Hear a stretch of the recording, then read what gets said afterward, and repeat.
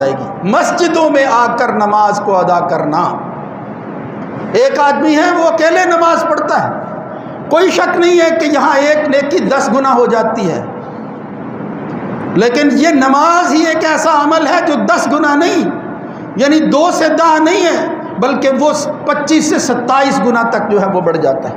لیکن کب بڑھتا ہے؟ صلاۃ الفض، صلاۃ الجماعتی علی الفض ب27 درجۃ، ب27 کہیں بھی 25 درجۃ آتا ہے۔ تو بڑا عدد کیا ہے؟ 25 سے 27 تک لے جائیں، یعنی جب آدمی تنہا نماز پڑھتا ہے اس کے مقابلہ میں با جماعت نماز پڑھنے والا، مسجد میں آ کر نماز پڑھنے والا،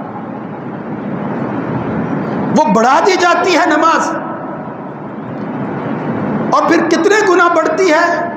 ب27 درجۃ۔ ایک نماز وہ ادا کرتا ہے، نیکیاں 10 گنا ہوتی ہیں عام، لیکن جب باجماعت نماز ادا کرتا ہے ایک نماز 27 کے برابر ہو جاتی ہے۔ باجماعت نماز کی ادائیگی اور پھر مل کر اجتماع کرنا، دن اور رات کے اندر 5 وقت اکٹھے ہونا، یہ مسلمانوں کی جماعت کی پہچان ہے۔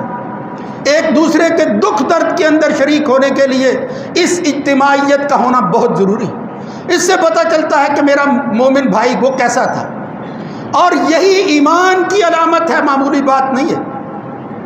اس میں سے بھی خاص طور پر کچھ نمازوں کا تذکرہ فضیلت کے ساتھ آیا ہے، اور